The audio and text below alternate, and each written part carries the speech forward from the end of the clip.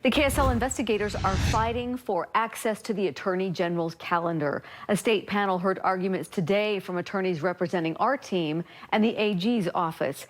KSL investigator Daniela Rivera joins us live with the latest on this showdown over government transparency. Daniela?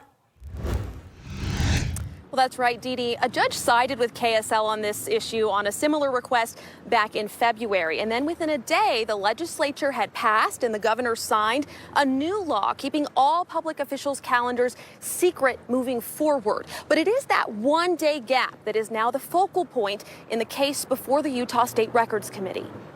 The AG's calendar was a public record when Ms. Knox made her request, and it remains a presumptively public record today. KSL investigative producer Annie Knox requested more of AG Sean Reyes' work calendar hours after a third district judge ruled in February it is a public record and ordered it to be released. Utah courts and courts in sister states consistently apply the law at the time of the record's request. Attorney Tammy Frisbee, representing KSL, noted the legislature did not make the new law retroactive, and the law in place at the time of the request allows for the release of the records. Of course, what happens when you give one kid a cookie?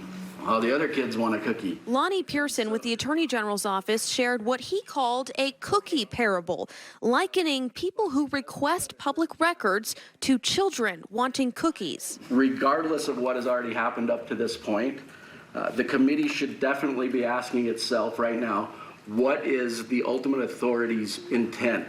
And that is the legislature's intent. He urged the Records Committee to close the cookie jar and prevent the public from accessing the AG's calendar. I suspect your argument a little bit. I think it's a little more complicated than the cookie jar. We asked the committee to apply the law in effect at the time of Ms. Knox's request and order the Attorney General's calendar released, consistent with your earlier decisions.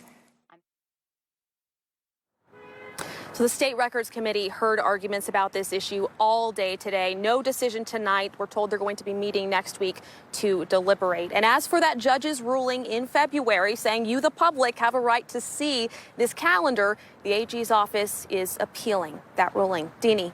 All right, Daniela, thanks for continuing to follow this.